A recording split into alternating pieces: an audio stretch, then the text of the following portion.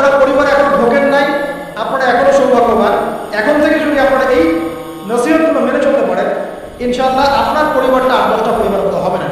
রিজিকের ব্যবস্থাটাকে করে নেন, তারপরে ওইদিকে যান। আপনার আপন ভাই হিসেবে কথাগুলো বলছি, মনে করেন। এরপরে আপনি যখন বিয়ে করবেন, বললাম মেয়ের জাস্ট দিনদারিটা দেখবেন। হ্যাঁ, এর উপর যদি সৌন্দর্য থাকে আলহামদুলিল্লাহ, বংশ ভালো হয় আলহামদুলিল্লাহ, মেয়ের অর্থ সম্পদ আছে আলহামদুলিল্লাহ। যদি এগুলো কোনোটাও না থাকে, দিনদারিতা থাকে, জাস্ট ওটাকে দেখেন, আর কিছু দেখা যাবে, কিছু দেখা যাবে। এরপরে আরেকটা কথা বলতে ভুলে গেছি যে আপনি এই লেভেলে যাওয়ার আগে নিজেও পবিত্র থাকার চেষ্টা করবেন। আপনি নিজে জেনায় যায় না, নিজে পড়ে যায় না, নিজে হারাম অ্যাফেয়ার্সে যায় না। যদি আপনি যান, তাহলে আল্লাহ পাক কিন্তু আপনাকে পবিত্র স্ত্রী নাও দিতে পারেন। এটাই আল্লাহ পাকের নীতি, যে একজন পবিত্র মানুষ পায়। ঠিক আছে, যে যেমন আল্লাহ পাক তাকে তেমন মিলিয়ে দেন, এটা আল্লাহ পাকের একটা সুন্নাহ। এর ব্যতিক্রম হতে পারে, কিন্তু আপনি যদি পবিত্র না থাকেন, আপনি পবিত্র স্ত্রী নাও পেতে পারেন। আপনি আগে নিজে পবিত্র থাকেন, তারপরে আপনি এখন মেয়ে দেখেন। আলহামদুলিল্লাহ, বললাম দিনদারিতা প্রাধান্য দেন। এখানে হাদিসে এটা বলা হয় না যে 4টা গুণ থেকে বিয়ে করো, বরং বলা হয়েছে 4টা গুণ থেকে সাধারণত বিয়ে করা হয়। ঠিক আছে, করো আদেশটা এমন নয়, ইনকাহ কথাটা এমন নয়, বা ইনকাহু এমন নয়, তুনকাহু মানে বিয়ে সাধারণত করা হয়। কেউ টাকা দেখে, কেউ সৌন্দর্য দেখে, কেউ দেখে বংশ। তুমি দেখো দিন, নবীজি বলছেন তুমি দিন দেখো, নাহলে তোমার হাত ধুলে দূষিত হবে, মানে ধ্বংস হয়ে যাবে। আর দিন দেখার ক্ষেত্রে শুধু বাইরের গেটআপটা যথেষ্ট নয়, তার পড়াশোনা দেখেন, তার হিস্ট্রি ঘাটবে, তার অতীতে সে কোথায় কোথায় পড়াশোনা করেছে, কি করেছে, খোঁজ খবর নেবেন। হুট করে তাড়াহুড়া করে কোনো ডিসিশন নিয়ে ফেলবেন, এটা খুব ভুল করে মানুষ। ঠিক আছে, তার হিস্ট্রি ঘাটেন, যে সে কোথায় পড়াশোনা করেছে, কি করেছে না করেছে, তার পরিবারের বায়োডাটা ঘাটেন, তার পরিবারের সদস্যরা কেমন, নামাজ পড়ে কিনা, তার ইসলামের প্রতি কেমন ধারণা পোষণ করে। তার মাকে দেখেন, তার মা পর্দা করে কিনা, তার মা ইসলামের উপর আছে কিনা।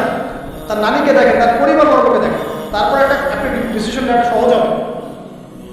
এগুলো হচ্ছে ব্যতিক্রম হতে পারে।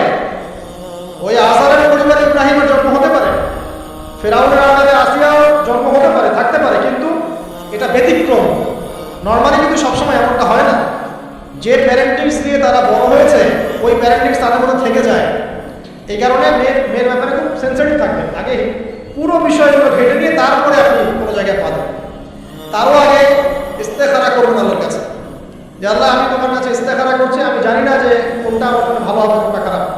আল্লাহ এটা যদি আমার কাছে ভালো হয় সহজ করে দাও, যদি খারাপ হয় আল্লাহ দূর করে দাও। নিজের উপর চাপ নিয়ে নেন। তারপরে যদি দেখেন আলহামদুলিল্লাহ দিনদার, আর ডানে বামে দেখার দরকার নেই। যদি আপনি আপনার মনের মতো দিনদার পবিত্র একজন মেয়ে পেয়ে যান, আর যদি সে সুন্দরীও হয় মাশাআল্লাহ, আর ভালো বংশের হয়, তাহলে সারাটা জীবন তাকে নিয়ে কাটিয়ে দেন, সারাটা জীবন তাকে নিয়ে কাটিয়ে দেন, আপনি হ্যাপি হবেন। ডানে বামে দেখার আর দরকার নেই।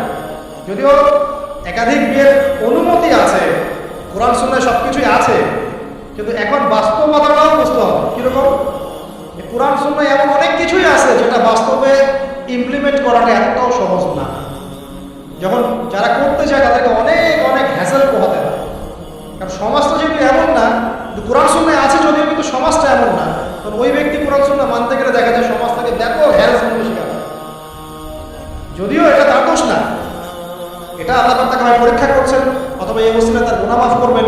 কিন্তু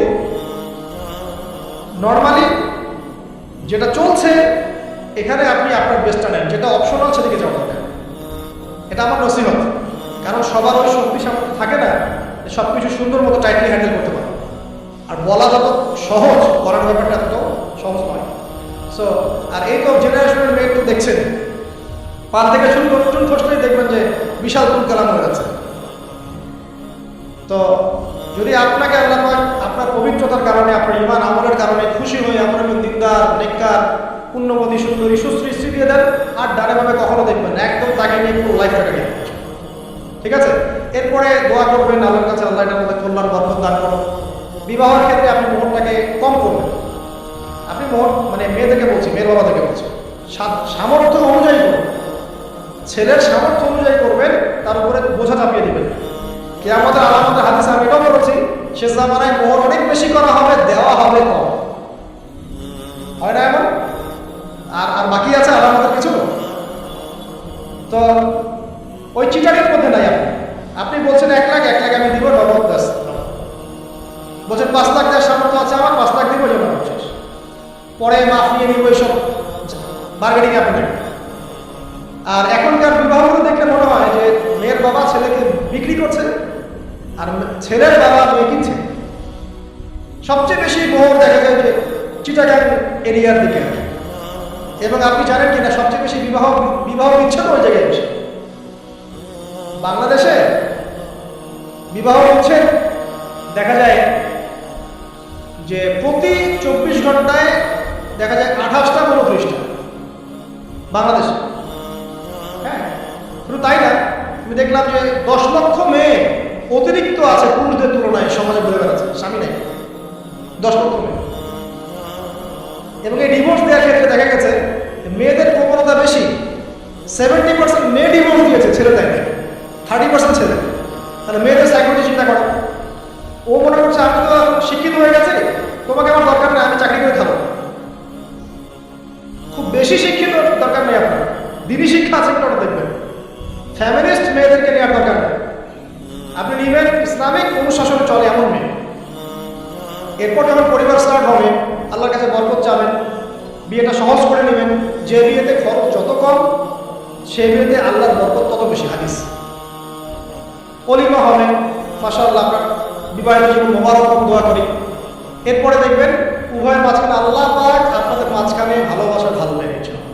সূরা রুমের মধ্যে আল্লাহ বলেছেন, ওয়াজআলা বাইনাকুম মাওয়াজ্জাতাও ওয়া রাহমা, আমি আল্লাহ স্বামী স্ত্রীর মাঝখানে ভালোবাসার ভ্রাতৃত্ব ঢেলে দিয়েছি। এটা আল্লাহ পাকের একটা আয়াত, নিদর্শন।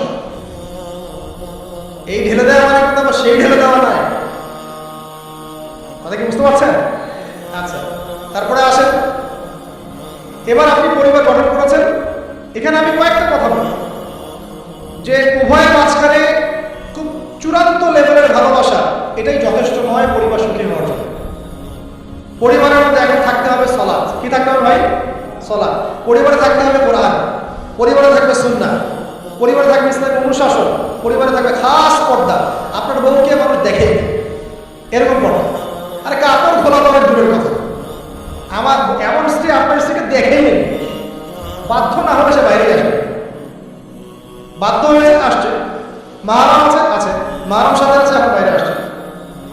আপনার স্ত্রী ওই মানুষের বাসায় গিয়ে রাত কাটাবে না, এমনকি মানুষের বাসার টয়লেটে গিয়েও মানুষের কাপড় না চেঞ্জ করে। কারো বাসায় গিয়ে স্ত্রীকে রেখে দিয়ে আসবেন না, যে অপরিচিত কারো বাসায় স্ত্রীকে রেখে আপনি কোনো কাজে গেছেন, যাবেন না। আপনার কাছে মনে করেন একটা কোহিনূর হীরা আছে, যেটার মূল্য ধরেন যে লক্ষ কোটি ডলার, এটা আপনি কি যত্ন করে ইউজ করবেন, নাকি আপনি খুব যত্ন করে আপনার ভিতরে আনলে রাখবেন? কোনটা? ইসলাম এভাবে নারীকে সম্মানিত করেছে যে তারা আমাদের কাছে এত বেশি প্রেশিয়াস যে আমরা এইভাবে যত্ন করে ওদেরকে ঢেকে রাখি। কথা কি বুঝতে পারছেন? আর তোমাদের কাছে মেয়েদের দাম নাই, তোমরা ল্যাংটা হয়ে যাবে, তোমাদের কে বাধা দিয়েছে? ঘুরছেও কোথায়? আর নগ্নতা বলতে আপনি কি মনে করছেন? খালি কি বিকিনি সংস্কৃতি নগ্নতা? নিসাউকে আসিয়াতুন আরিয়াও তো নগ্নতা, যে নারী পোশাক পরেও নগ্ন হয়ে আছে, এটাও তো নগ্নতা। আর নবীজি বলেছেন যে আরবদের ধ্বংস, লা ইলাহা ইল্লাল্লাহ ছাড়া কোনো ইলাহ নাই। কি ভয়ঙ্কর আযাব আসছে। তার স্ত্রী যায়নাব বিনতে জাহাশ তিনি বলছেন, ইয়া রাসূলুল্লাহ আনুহলিক ওয়া ফিনা সালিহিন, আমাদের মধ্যে সালেহ সৎ মানুষ থাকা সত্ত্বেও কি আমরা ধ্বংস হয়ে যাব? নবীজি বলছেন, না, হ্যাঁ, ইদা কাসরাতুল খাবাস, যখন অশ্লীলতা, বেহায়া এবং নগ্নতা ছড়িয়ে পড়বে, তখন ভালো মন্দ সব ধুয়ে ধ্বংস হবে। এই কারণে নিজে খুব ভালো আছি, ওরা খারাপ, ওদেরকে কিছু বলার দরকার নাই বলে ভালো হয়ে থাকার সুযোগ নাই। ওগুলো যত ছড়াবে, ভালো আলেম জালেম সব ধ্বংস হবে। আল্লাহ বোঝার তৌফিক দান করুন। এবার আপনি আপনার স্ত্রীর সাথে এভাবে হৃদ্যতা মহব্বতের সম্পর্ক রাখবেন আল্লাহর জন্যে। পরিবারের সবার পিছনে আপনি খরচ করবেন, তাদের হক দিবেন। কার জন্যে? পরিবার বর্গের কারোর কাছে কিছু পাওয়ার আশায় না। এই ফিলোসফিটা বোঝেন। পরিবারের কারো কাছে থ্যাঙ্কস পাওয়ার আশায়ও আপনি আল্লাহর সন্তুষ্টির জন্য ওদের পিছনে খরচ করবেন, ওদেরকে ভালোবাসবেন, ওদের হক আদায় করবেন। কার জন্যে? আল্লাহর জন্য। এর জন্য আপনি নেকি পাবেন ইনশাআল্লাহ। আর যদি আপনি তাদের কাছে কিছু আশা করতে চান, মনে মনে বেশি এক্সপেকটেশন রাখেন, তখন আপনি কি হবেন জানেন? আপনি পদে পদে কষ্ট পাবেন, পদে পদে কষ্ট পাবেন। দেখে নিন শুধু আল্লাহ হয়ে যান, মানে আল্লাহই আপনার আপন, আল্লাহ ছাড়া আপনি কাউকে চেনেন না। আল্লাহ পাক বলেছেন এগুলো করতে, আমি করি। আল্লাহ পাক ভালোবাসা দিয়েছেন সন্তানের প্রতি, স্ত্রীর প্রতি, বাসা, কিন্তু এটা এত অধিক মাত্রা নয় যে তার কারণে আল্লাহকে ছেড়ে দেবে। স্ত্রী সন্তান যদি আল্লাহর পথে চলার ক্ষেত্রে বাধা দেয়, আল্লাহকে ছাড়তে পারবো না, প্রয়োজন ওদেরকে ছাড়তে পারবো, এরকম থাকবে বিষয়। ঠিক আছে? আরেকটা কথা বলি, শুধু ভালোবাসাই আদর্শ দাম্পত্যের জন্য যথেষ্ট নয়। এখানে প্রয়োজন হচ্ছে একে অপরের প্রতি সম্মানবোধ থাকতে হবে, একে অপরের প্রতি বিশ্বাস থাকতে হবে। বিশ্বাস না থাকলে ওই পরিবারে শান্তি থাকে। আপনি অনেক বড় আলেম, কিন্তু যদি আপনার স্ত্রী আপনাকে বিশ্বাস না করে, আপনি শান্তি পাবেন। আপনি জানছেন আপনি ইনোসেন্ট, আপনি অনেস্ট, কিন্তু আপনার পরিবারের সদস্য, আপনার স্ত্রী আপনাকে বিশ্বাস করছে না, তখন আপনি পরিবারে সুখ পাবেন না। বিশ্বাস খুব ইম্পর্টেন্ট। আমি তো বলি যে ভালোবাসার চেয়ে বিশ্বাস বেশি ইম্পর্টেন্ট। কারণ আগে ইমান না আগে আমল? না, আগে ইমান মানে কি? বিশ্বাস না? আগে বিশ্বাস, তারপরে না আমল। ভালোবাসা একটা আমল, আর বিশ্বাসটা কি? ইমান। আমার প্রতি যদি আপনার ইমান না থাকে, তাহলে আপনি আমাকে ভালোবাসবেন কিভাবে? বিশ্বাস থাকতে হবে, স্বামীর প্রতি স্ত্রী, স্ত্রী প্রতি স্বামী। এবং এখানে পুরুষদেরকে সহনশীল হতে হবে, কারণ আপনার স্ত্রী সারা জীবনে আপনাকে প্রচুর পেয়ে দিতে পারে, এবং এটা মেয়েদের ফিতরত। এখানে সবরের জাজল্যমান দৃষ্টান্ত স্থাপন করতে হবে, নসিহত করতে থাকতে হবে, ততদিন পর্যন্ত যখন আপনি দেখছেন যে হ্যাঁ এগুলোতে কাজ হচ্ছে। যদি করতে করতে করতে করতে কাজ না হয়, দেখা যায় এই ফিতনায় জর্জরিত থেকে আপনার দিনের পথে চলাটা ব্যাহত হচ্ছে, তখন আপনার উচিত হবে আসহাবুল কাহফের মতো চিন্তা করা, ইশারা দিতে যথেষ্ট। পরিবারে পর্দা থাকবে, সন্তান হবে, এখন আলহামদুলিল্লাহ সন্তানদেরকে প্রতিপালন করবেন ওই যে মা হাজেরা তার মতো, ওই যে আপনার কি বলবো, রাসূলুল্লাহ সাল্লাল্লাহু আলাইহি ওয়াসাল্লামের সাহাবায়ে কেরাম তাদের মতো করে। এমনকি আমাদের নবীজিকে তার চাচা, তার দাদারা যেভাবে লালন পালন করেছেন, ভালোবাসা দিয়ে, নিত্যতা দিয়ে, এভাবে সন্তানকে ভালোবাসবেন, সন্তানের কথাগুলো শুনবেন, বাচ্চাদেরকে মূল্যায়ন করবেন। বাচ্চারা কি খাবার খাচ্ছে খুব ভালো করে খেয়াল রাখবেন। বাচ্চা নেওয়ার সময় বা বাচ্চা নেওয়ার চেষ্টা করার সময় দোয়া করবেন এবং সবসময় সেজদায় নামাজে দোয়া করবেন পরিবারের জন্য, বাচ্চাদের জন্য। আল্লাহ পরিবারের শান্তি দাও, বাচ্চাদেরকে ভালো মানুষ বানাও। রব্বানা হাব লানা মিন আজওয়াজিনা ওয়া যুররিয়াতিনা কুররাতা আ'ইউন ওয়াজআলনা লিল মুত্তাকিনা ইমামা। এগুলো বেশি বেশি করবেন। রব্বি হাব লি মিনাস সালিহিন, বেশি বেশি করবেন। আপনার একটা নেক সন্তান আগামীতে উম্মতের দায়িত্ব নিতে পারবে ইনশাআল্লাহ। হাজার হাজার গবাদি পশু দরকার আছে না? একটা ইব্রাহিম, একটা ওমর, একটা খালিদ বিন ওয়ালিদ আপনি জন্ম নিয়ে দেখান, ওই একজনই যথেষ্ট ইনশাআল্লাহ। পারবেন না ইনশাআল্লাহ? সন্তানের কথা শুনতে হবে। প্যারেন্টিংস একটা বই আছে, বাজারে পাওয়া যায়, কিনে নেন। ওখানে প্যারেন্টিংস অনেক টিপস আছে। সন্তান কি খাচ্ছে, কার সাথে মিশছে, কোন বন্ধুর সাথে খেলছে, আপনার কোন স্কুল কোন কলেজে পড়ছে, এগুলো খেয়াল রাখতে হবে। কোন ডিভাইস ইউজ করছে, বাসায় সন্তান কি পরিবেশ থেকে বড় হচ্ছে, পিতামাতার মধ্যে ভালোবাসা থেকে বড় হচ্ছে নাকি ঝগড়া থেকে বড় হচ্ছে, এটা খুব ইফেক্ট করে। সবচেয়ে বড় কথা, সন্তানকে পিছন থেকে আপনাকে বুস্ট আপ করতে হবে। আপনার সন্তানকে আল্লাহ পাক নির্দিষ্ট একটা প্রতিভা দিয়ে পাঠাবেন। হয় সে ভালো লিখতে পারবে, না হলে ভালো বলবে, না হলে ভালো খেলবে, না হলে কিছু একটা ভালো চিন্তা করবে, ভালো আর্ট করবে। ওর প্রতিভাকে ওর উপরে চাপিয়ে দিবেন না। ওর যে প্রতিভা আছে ওই প্রতিভা অনুযায়ী তাকে বেড়ে উঠতে দেবেন। হাতের আঙুলগুলোকে জোর করে টেনে সোজা করার দরকার নেই, আঙুল ভেঙে যেতে পারে। আঙুলকে বাড়তে দেন। ওকে আল্লাহ পাক একটা রং দিয়েছে, একটা প্রতিভা দিয়েছে, ওকে বিকশিত হতে দেন। ওর গন্ধটা আমরা যেন পাই, ওর গন্ধ পরিস্ফুটিত হতে দেন। ওকে চাপ দিবেন। এখনকার পরিবারে প্রচুর চাপ, দেখবেন যে সন্তানের পিতামাতা চাপ দিতে দিতে সন্তান আত্মহত্যা করে ফেলছে, করছে না? রেজাল্ট খারাপ হলো, কি চাপ, কি করলি সারা জীবনে, এসএসসিতে এ প্লাস পাইতে পারলি না, বেচারা বলে কায়দা করে। কি হয়েছে? এসএসসিতে রেজাল্ট খারাপ হচ্ছে, কি হয়েছে? জীবনে এটাই সব কিছু। একটা না হয় দুর্ঘটনা ঘটে গেছে জীবনে, জীবন নষ্ট হয়ে গেছে নাকি? পিতামাতার চাপের কারণে চাকরি পাইস না, সারা জীবন ধরে খাওয়াইলাম করাইলাম, চাকরি করতে পারিস না, আমাদেরকে দেখতে পারিস না, চাপ দিতে দিতে বেচারা এখন মাদকের দিকে। পরিবারের চাপ দিতে পারে না, ওই যে মাদকের কাছে গিয়ে শান্তি খুঁজতেছে। তারপরে ওই যে পতিতারা গিয়ে শান্তি খুঁজতেছে, গার্লফ্রেন্ডের কাছে শান্তি খুঁজতেছে। তো পরিবার থেকে চাপের এই সংস্কৃতি বন্ধ করতে হবে। পরিবারের সন্তানদেরও পিতামাতাকে চাপ দেওয়া উচিত নয়, পিতামাতার উচিত নয় সন্তানকে চাপ দেওয়া। বরং তার প্রতিভাটাকে ফাইন্ড আউট করে আপনি বিচক্ষণ বাবা হিসেবে আপনি দেখবেন যে তার প্রতিভা কোন দিকে আছে, সেদিকে তার আপনাকে নিয়ে যাবেন। আর যদি আপনি আল্লাহ হন, দেখবেন ইনশাআল্লাহ তার প্রতিভা ইসলামের দিকেই থাকবে। ইমাম বুখারীর মায়ের কথা শোনেন নাই? তার মা সারাদিন আল্লাহ আমার ছেলেটাকে দিনের জন্য কবুল করো, আমার ছেলেটাকে দিনের জন্য কবুল করো। তার চোখের সমস্যা ছিল, তিনি চোখে ভালো করে দেখতে পারতেন না, মায়ের দোয়ার বদৌলতে আল্লাহ তার চোখের সমস্যা দূর করে দিয়েছে। এখন ইমাম বুখারী রাহিমাহুল্লাহর কিতাব সবাই পড়ছে না, একজন মায়ের তাড়না দেখেন, মা সন্তানের দোয়া করবে, আল্লাহ আমার সন্তানটাকে দিনের জন্য কবুল করো, বাবা দোয়া করবে, আল্লাহ আমার বাচ্চাটাকে দিনের জন্য কবুল করো। এই যে বাবা নূহের তাড়না দেখেন, ইব্রাহিম আলাইহিস সালামের তাড়না দেখেন, রব্বি হাবলি মিনাস সালিহিন, আল্লাহ আমাকে সুসন্তান দান করো, চাপ দিয়ে দেন। সন্তানের প্রতিভা অনুযায়ী আপনি তাকে বিকশিত হতে দেন, ইনশাআল্লাহ দেখবেন একদিন সে আপনার মুখ উজ্জ্বল করবে ইনশাআল্লাহ। আর চাপ দিলে কি হবে জানেন? অকালেই ঝরে পড়বে, অকালে ঝরে পড়বে, ওর মাইন্ডটা বিক্ষিপ্ত হয়ে যাবে, তখন পরিবার থেকে তার একটা দূরত্ব সৃষ্টি হবে। ওই সুযোগ শয়তান নেবে, খারাপ বন্ধুর পাল্লায় করবে, আয় গাঁজা একটা টান দেয়, আয় একটু ইয়াবা খা, আয় একটু এটা কষ্ট টাকা, আস্তে আস্তে দেখবেন হারাই গেছে অন্ধকার জগৎ, একবার হারাই গেলে আর ফিরবে না। এদিকে প্র্যাকটিক্যাল কথা না ভাই, মেয়েকে চাপ দিবেন, দেখবেন যে পেকে বসছে।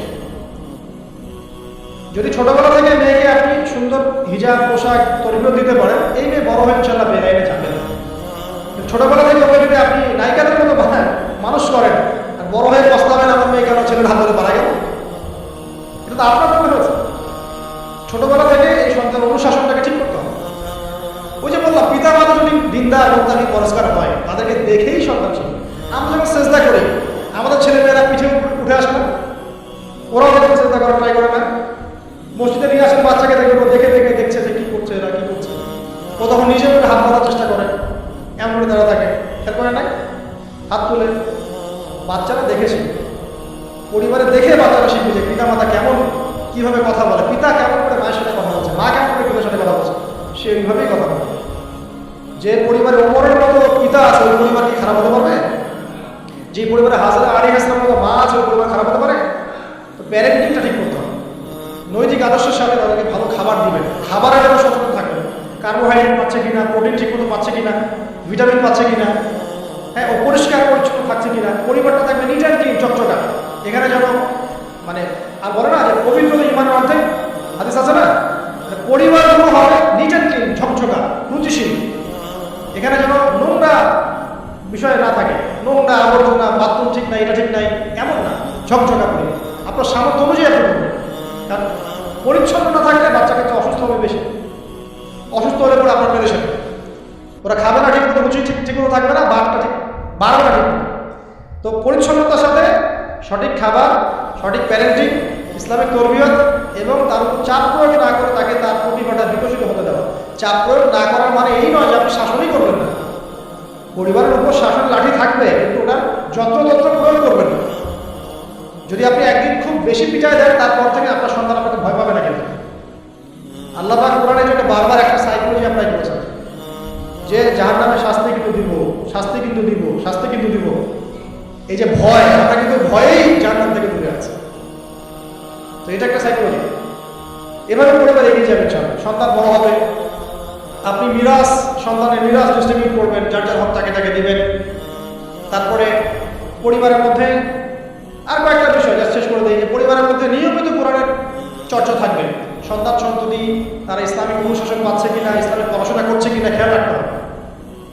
যদি জেনারেল লাইনেও পড়ে, তারপরেও আপনি ইসলামিক টিচার দিয়ে হলেও, মাদ্রাসায় পার্ট টাইম মাদ্রাসা দিয়ে হলেও কোরআন শেখান, হিফজ করান, ওকে এদিকে করে দেবেন, ওদিকে করে দেবেন।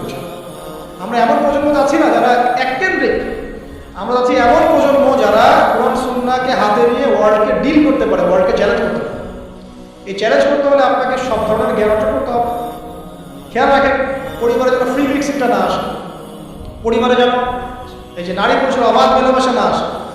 বেশিরভাগ ধর্ষণ হয়েছে বাংলাদেশে কাছের মানুষদেরকে দিয়ে, চাচার মাধ্যমে, মামার মাধ্যমে, কাজিনের মাধ্যমে, খালাতো ভাইয়ের মাধ্যমে, ফুফাতো ভাইয়ের মাধ্যমে, কাছের মানুষদের দ্বারা বেশি রেপ হয়েছে বাংলাদেশে। জরিপ পরিসংখ্যান দেখেন। অতএব ইসলাম যে বলেছে পর্দার বিষয়, এটা এমনি এমনি বলে না, ও কাজিন ওর সামনে এত ইয়া করার কি আছে, এইসব কনসেপ্ট চলবে না। পর্দাটা একদম ম্যান্ডেটরি। পরিবারের সালাম, পর্দা, অনুশাসন, এটা ম্যান্ডেটরি বিষয়। না খেয়ে পড়ে যান, তার পর্দা ছাড়া যাবে না। বিষয়টা এমন স্ট্রিক্টলি নিতে হবে, যদিও বা বাধ্যগত অবস্থায় আল্লাহ পাক আপনাকে ছাড় দিয়েছেন, কিন্তু আপনাকে এইভাবে শক্তভাবে ধরতে হবে। আল্লাহ পাক তৌফিক দান করুন। এর পাশাপাশি কিছু বিষয় বলবো যেগুলো মোটেই পরিবারে ঢোকানো যাবে না, এটা বলে শেষ করছি 2 মিনিট। 1, পরিবারের শিরক ঢোকানো যাবে না। শিরক কি কি কত প্রকার, এটার জন্য কিতাবুত তাওহীদ নামে একটা বই আছে, পড়ে ইনশাআল্লাহ পাবেন। পরিবারে বেদাতি আমল ঢোকানো যাবে। 2, 3, পরিবারে হারাম রিজিক ঢুকানো। পরিবারে হারাম রিজিক ঢুকবে, ওই হারাম রিজিকের মানে টাকা দিয়ে আপনার রক্ত মাংস তৈরি হবে, এই রক্ত মাংস কিন্তু আল্লাহর অনুগত হবে না, ইল্লা মাশাআল্লাহ।